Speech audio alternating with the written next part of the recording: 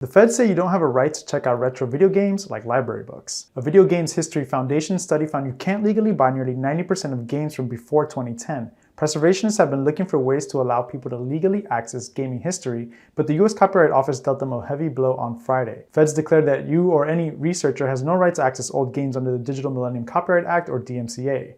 Groups like the VGHF and the Software Preservation Network have been putting their weight behind an exemption to the DMCA surrounding video game access. The law says that you can't remotely access old defunct games that are still under copyright without a license, even though they're not available for purchase. Current rules in the DMCA restrict libraries and repositories of old games to one person at a time in person.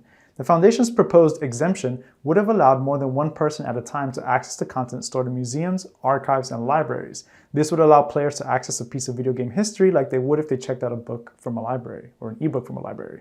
In the Copyright Office's decision dated October 18, Director Shira Perlmutter agreed with multiple industry groups, including the Entertainment Software Association.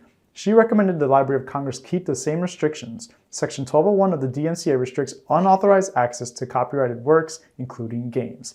For more on this story, visit Gizmodo.com.